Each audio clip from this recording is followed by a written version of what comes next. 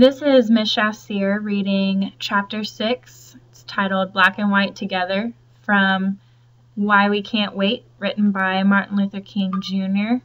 This is the Signet Classics edition.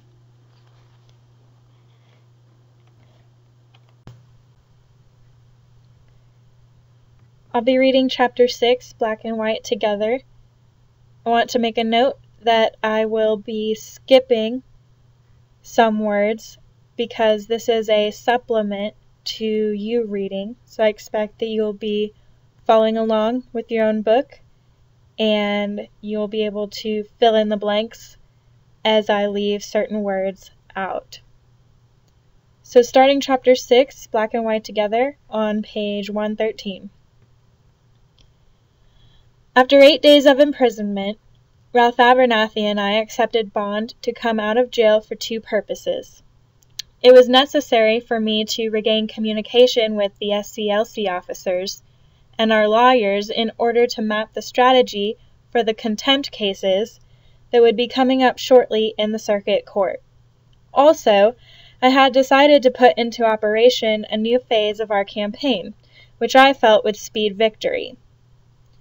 I called my staff together and repeated a conviction I had been voicing ever since the campaign began. If our drive was to be, we must involve the students of the community. In most of the recent direct action crusades, it had been the young people who sparked the movement. But in Birmingham, of the first 400 or 500 people who had submitted themselves to arrest, 2/3 had been adults. We had considered this a good thing at the time, for a really effective campaign incorporates a cross-section of the community. But now it was time to enlist the young people in larger numbers. Even though we realized that involving teenagers and high school students would bring down upon us a heavy fire of criticism, we felt that we needed this new dimension.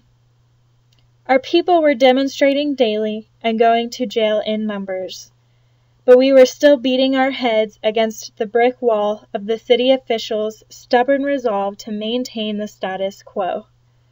Our fight, if won, would benefit people of all ages, but most of all, we were inspired with a desire to give to our young a true sense of their own stake in freedom and justice. We believed they would have the courage to respond to our call.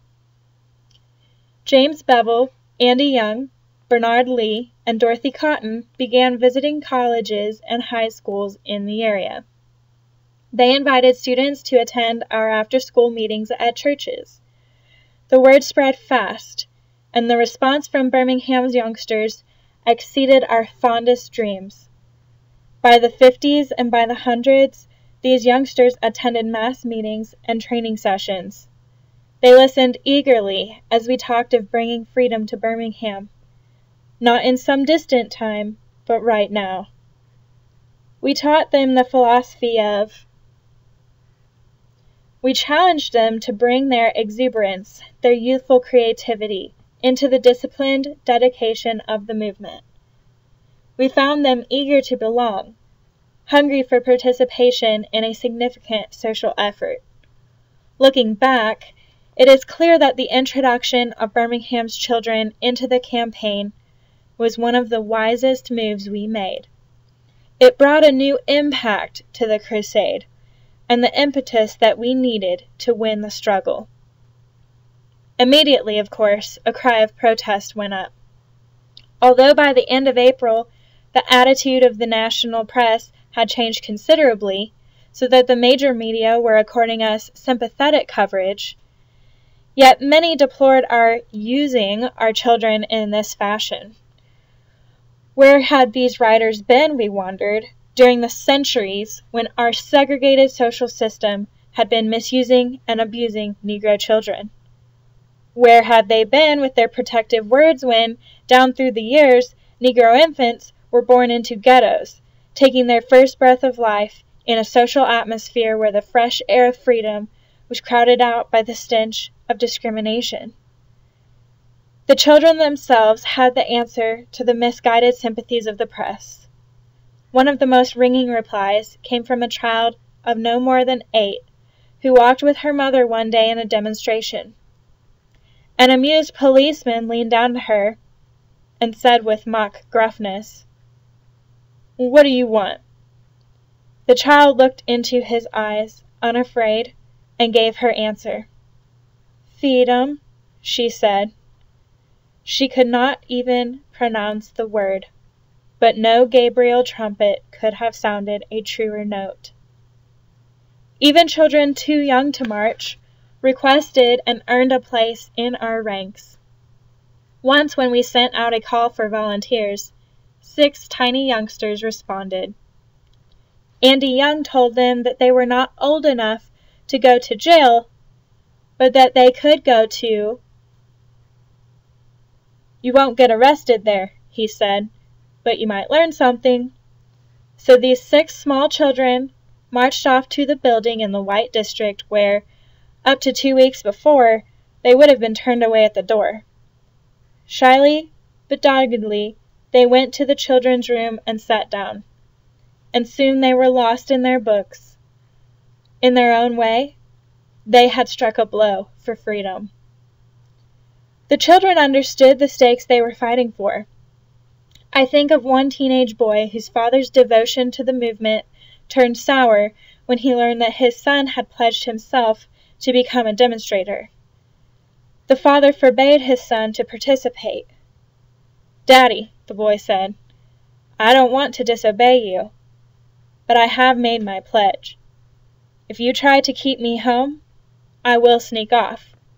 If you think I deserve to be punished for that, I'll just have to take the punishment. For you see, I'm not doing this only because I want to be free.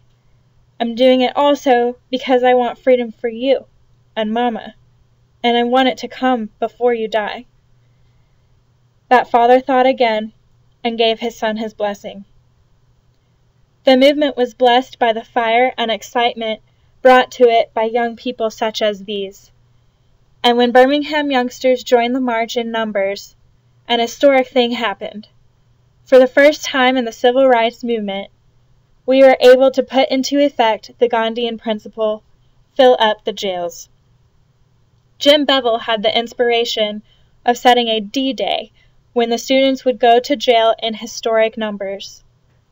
When that day arrived, young people converged on the 16th Street Baptist Church in wave after wave. All together on D-Day, May 2nd, more than 1,000 young people demonstrated and went to jail. At one school, the principal gave orders to lock the gates to keep the students in. The youngsters climbed over the gates and ran toward freedom. The assistant superintendent of schools threatened them with expulsion, and still they came, day after day. At the height of the campaign, by conservative estimates, there were 2,500 demonstrators in jail at one time, a large proportion of them young people. Serious as they were about what they were doing, these teenagers had that marvelous that arms the unarmed in the face of danger. Under their leaders, they took delight in confusing the police. A small decoy group would gather at one exit of the church, bringing policemen streaming in cars and on motorcycles. Before the officers knew what was happening, other groups, by the scores, would pour out of other exits and move, 2 by 2, toward our goal in the downtown section. Many arrived at their destination before the police could confront and arrest them. They sang as they marched, and as they were loaded into the paddy wagons. The police ran out of paddy wagons and had to press sheriff's cars and school buses into service. Watching those youngsters in Birmingham, I could not help remembering an episode in Montgomery during the bus boycott. Someone had asked an elderly woman why she was involved in our struggle. "I'm doing it for my children and for my grandchildren," she had replied. 7 years later, the children and grandchildren were doing it for themselves.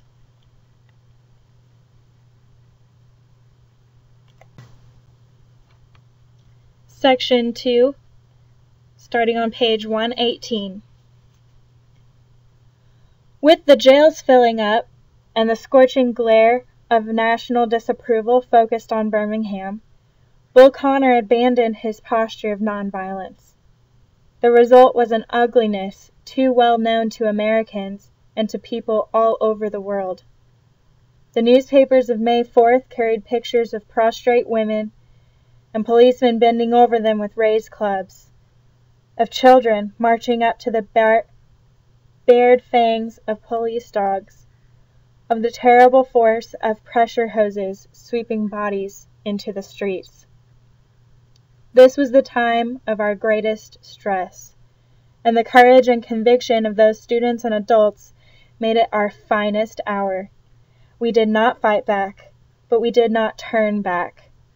We did not give way to bitterness. Some few spectators, who had not been trained in the discipline of nonviolence, reacted to the brutality of the policemen by throwing rocks and bottles. But the demonstrators remained nonviolent. In the face of this resolution and bravery, the moral conscience of the nation was deeply stirred, and all over the country, our fight became the fight of decent Americans of all races and creeds. The moral indignation which was spreading throughout the land, the sympathy created by the children, the growing involvement of the Negro community, all these factors were to create a certain atmosphere inside our movement. It was a pride in progress and a conviction that we were going to win. It was a mounting optimism which gave us the feeling that the implacable barriers that confronted us were doomed and already beginning to crumble. We were advised, in the utmost confidence, that the white business structure was weakening under the adverse publicity, the pressure of our boycott, and a parallel falling off of white buying. Strangely enough, the masses of white citizens in Birmingham were not fighting us. This was one of the most amazing aspects of the Birmingham Crusade. Only a year or so ago, had we begun such a campaign, Bull Connor would have had his job done for him by murderously angry white citizens. Now, however, the majority were maintaining a strictly hands-off policy. I do not mean to insinuate they were in sympathy with our cause, or that they boycotted stores because we did. I simply suggest that it is a powerful symbolic of shifting attitudes in the South that the majority of the white citizens of Birmingham remained neutral through our campaign. This neutrality added force to our feeling that we were on the road to victory. On one dramatic occasion, even Bull Connor's men were shaken. It was a Sunday afternoon, when several hundred Birmingham Negroes had determined to hold a prayer meeting near the city jail. They gathered at the New Pilgrim Baptist Church and began an orderly march. Bull Connor ordered out. When the marchers approached the border between the white and Negro areas, Connor ordered them to turn back. The Reverend Charles Billups, who was leading the march, politely refused. Enraged, Bull Connor whirled on his men and shouted, "Turn on the hoses!"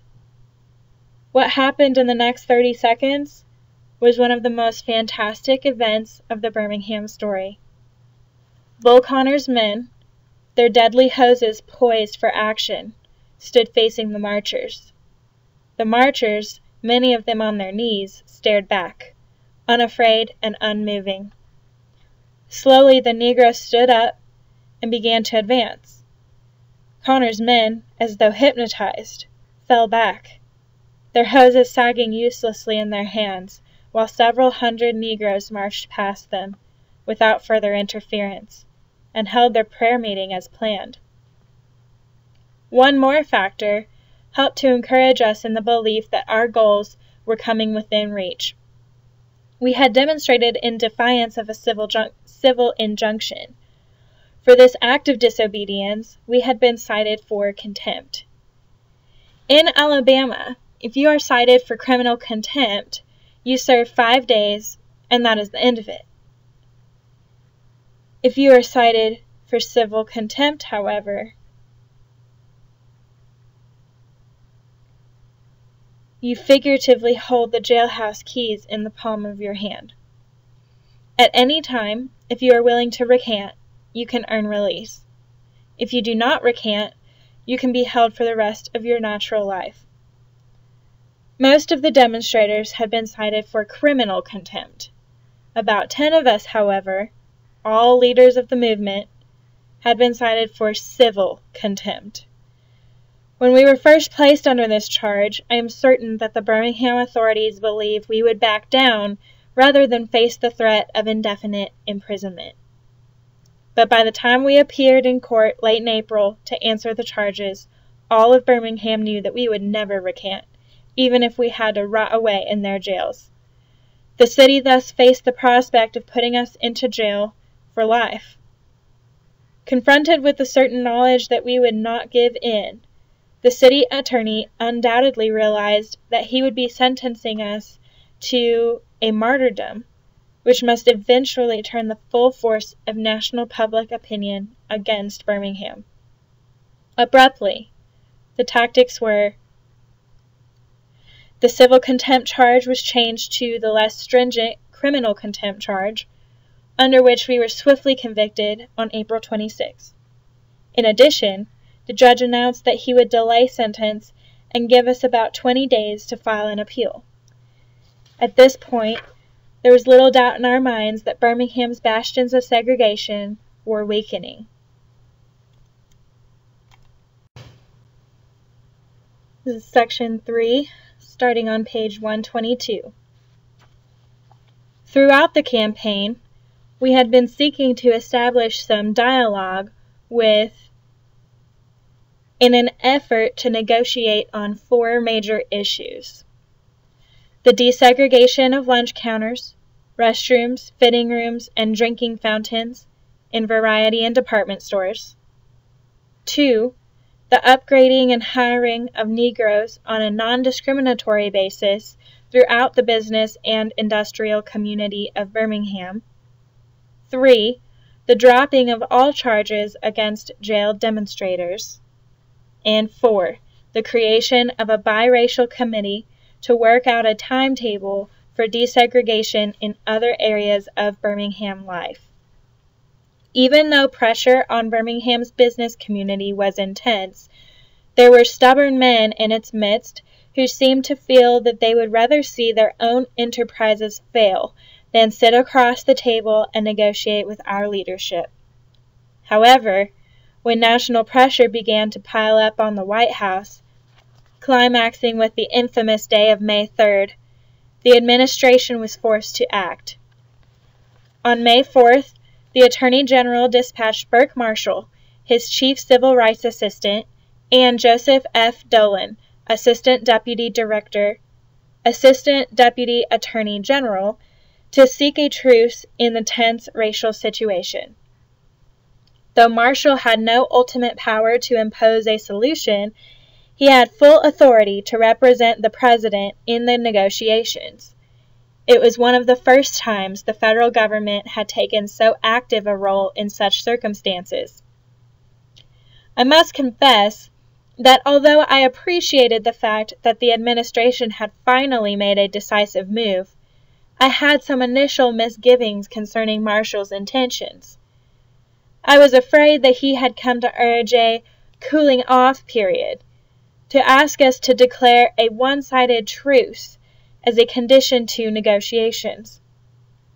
To his credit, Marshall did not adopt such a position. Rather, he did an invaluable job of opening channels of communication between our leadership and the top people in the economic power structure. Said one staunch defender of segregation after conferring with Marshall, "There is a man who listens. I had to listen back, and I guess I grew up a little." With Burke Marshall as catalyst, we began to hold secret meetings with the Senior Citizens Committee. At these sessions, unpromising as they were at the outset, we laid the groundwork for the agreement that would eventually accord us all of our major demands. Meanwhile, however, for several days, swept through the streets of Birmingham. An armored car was added to Bull Connor's strange armament, and some Negroes not trained in our nonviolent methods again responded with bricks and bottles. On one of these days, when the pressure in Connor's hoses was so high that it peeled the bark off trees, Fred Shuttlesworth was hurled by a blast of water against the side of a building. Suffering injuries in his chest, he was carried away in an ambulance. Connor, when told, responded in characteristic fashion. "I wish he'd been carried away in a hearse," he said. Fortunately, Shuttlesworth is resilient, and though still in pain, he was back at the conference table the next day. Terrified by the very destructiveness brought on by their own acts, the city police appealed for state troopers to be brought into the area. Many of the white leaders now realized that something had to be done. Yet there were those among them who were still adamant. But one other incident was to occur that would transform recalcitrance into good faith. On Tuesday, May 7th, the Senior Citizens Committee had assembled in a downtown building to discuss. In the first hours of this meeting, they were so intransigent that Burke Marshall despaired of a pact. The atmosphere was charged with tension, and tempers were running high. In this mood, these 125-odd business leaders adjourned for lunch. As they walked out on the street, an extraordinary sight met their eyes. On that day, several thousand Negroes had marched on the town. The jails were so full that the police could only arrest a handful. There were Negroes on the sidewalks, in the streets, standing, sitting in the aisles of downtown stores. There were square blocks of Negroes, a veritable sea of black faces. They were committing no violence. They were just present and singing. Downtown Birmingham echoed to the strains of the freedom songs. Astounded, those businessmen, key figures in a great city, suddenly realized that the movement could not be stopped. When they returned from the lunch they were unable to get, one of the men who had been in the most determined opposition cleared his throat and said, "You know, I've been thinking this thing through. We ought to be able to work something out." That admission marked the beginning of the end. Late that afternoon, Burke Marshall informed us that representatives from the business and industrial community wanted to meet with the movement leaders immediately to work out a settlement. After talking with these men for about 3 hours, we became convinced that they were negotiating in good faith. On the basis of this assurance, we called a 24-hour on Wednesday morning. That day, the President devoted the entire opening statement of his press conference to the Birmingham situation, emphasizing how vital it was that the problems be squarely faced and resolved, and expressing encouragement that a dialogue now existed between the opposing sides. Even while the President spoke, the truce was briefly threatened when Ralph and I were suddenly clapped into jail on an old charge. Some of my associates, feeling that they had again been betrayed, put on their walking shoes and prepared to march. They were restrained, however. We were swiftly bailed out, and negotiations were resumed. After talking all night Wednesday and practically all day and night Thursday, we reached an accord. On Friday, May 10th, this agreement was announced. It contained the following pledges. Number 1. The desegregation of lunch counters, restrooms, fitting rooms, and drinking fountains in planned stages within 90 days after signing. Number 2.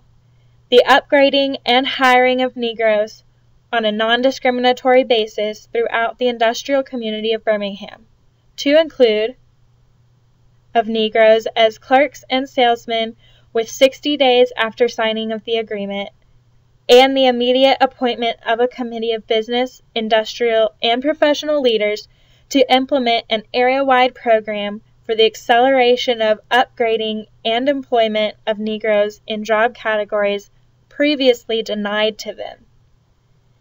Number 3.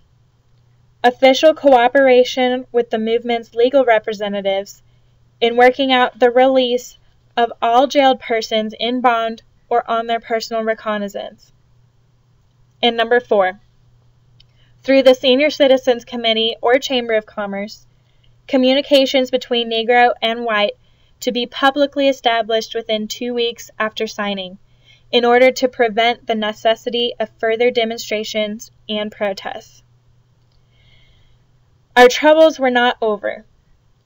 The announcement that a peace pact had been signed in Birmingham was flashed across the world by the 100-odd foreign correspondents then covering the campaign on the crowded scene. It was in the nation's press and on network television. Segregationist forces within the city were consumed with.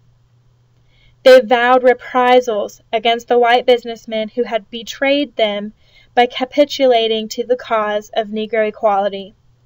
On Saturday night, they gave their brutal answer to the pact.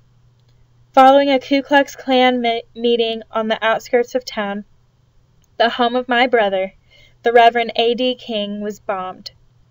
That same night, a bomb was planted near the Gaston Motel. A bomb so placed as to kill or seriously wound anyone who might have been in room 30, my room. Evidently, the would-be assassins did not know I was in Atlanta that night. The bombing had been well timed. The bars in the Negro district closed at midnight, and the bombs exploded just as some of Birmingham's Saturday night drinkers came out of the bars. Thousands of Negroes poured into the streets. Wyatt Walker, my brother, and others urged them to go home, but they were not under the discipline of the movement and were in no mood to listen to counsels of peace. Fighting began. Stones were hurled at the police. Cars were wrecked, and fires started. Whoever planted the bombs had wanted the Negroes to riot. They wanted the pact upset. Governor George Wallace's state police and conservation men sealed off the Negro area and moved in with their bullies and pistols. They beat numerous innocent Negroes. Among their acts of chivalry was the clubbing of the diminutive Ann Walker, Wyatt's wife, as she was about to enter her husband's quarters at the partially bombed-out Gaston Motel. They further themselves by beating Wyatt when he was attempting to drive back home after seeing his wife to the hospital. I shall never forget the phone call my brother placed to me in Atlanta that violent Saturday night. His home had just been destroyed. Several people had been injured at the motel. I listened as he described the erupting tumult and catastrophe in the streets of the city. Then, in the background as he talked, I heard a swelling burst of beautiful song. Feet planted in the rubble of debris, threatened by criminal violence and hatred. Followers of the movement were singing, "We shall overcome." I marveled that in a moment of such tragedy, the Negro could still express himself with hope and with faith. The following evening, a thoroughly aroused president told the nation that the federal government would not allow extremists to sabotage a fair and just pact. He ordered 3,000 into position near Birmingham and made preparations to federalize the Alabama National Guard. This firm action stopped the troublemakers in their tracks.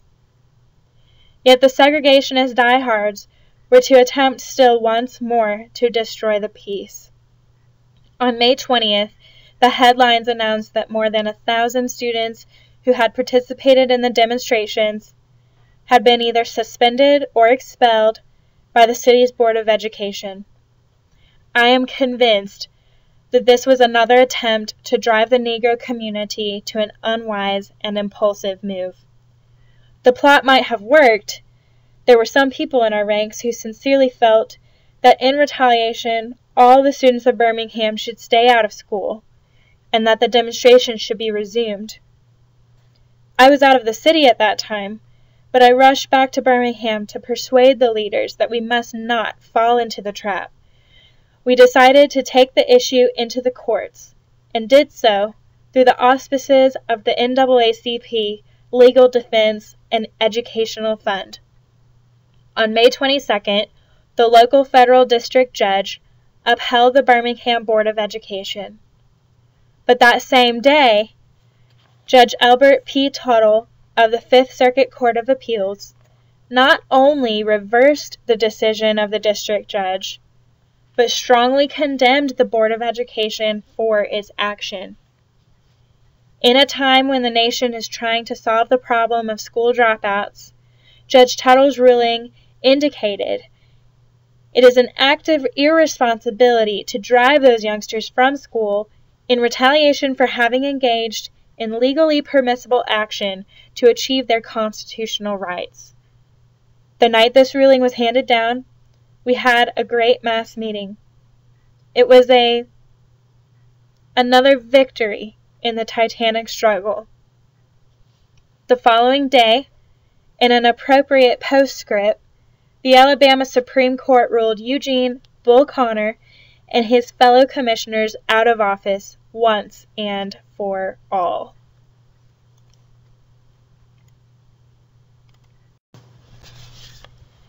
Section 4, starting on page 130. I could not close an account of events in Birmingham without noting the tremendous moral and financial support which poured in upon us from all over the world during the 6 weeks of demonstrations and in the weeks and months to follow. Although we were so preoccupied with the day-to-day crises of the campaign that we did not have time to send out formal plea for funds, letters of encouragement and donations ranging from pennies taken from piggy banks to checks of impressive size flowed into our besieged command post at the Gaston Motel and our Atlanta headquarters. One of the most gratifying developments was the unprecedented show of unity that was displayed by the national Negro community in support of our crusade. From all over the country came Negro ministers, civil rights leaders, entertainers, star athletes, and ordinary citizens ready to speak at our meetings or join us in jail. The NAACP Legal Defense and Educational Fund came to our aid several times, both with money and with resourceful legal talent. Many other organizations and individuals contributed invaluable gifts of time, money, and moral support. The signing of the agreement was of a long struggle for justice, freedom, and human dignity. The millennium still had not come, but Birmingham had made a fresh, bold step toward equality. Today, Birmingham is by no means miraculously desegregated. There is still resistance and violence. The last-ditch struggle of a segregationist governor still soils the pages of current events, and it is still necessary for a harried president to invoke his highest powers so that a Negro child may go to school with a white child in Birmingham. But these factors only serve to emphasize that even segregationists know the system to which they have been committed lies on its deathbed. The only imponderable is the question of how costly they will make the funeral. I like to believe that Birmingham will one day become a model in Southern race relations. I like to believe that the negative extremes of Birmingham's past will resolve into the positive and utopian extreme of her future, that the sins of a dark yesterday will be redeemed in the achievements of a bright tomorrow. I have this hope because, on one summer day, A dream came true. The city of Birmingham discovered a conscience. End of chapter 6.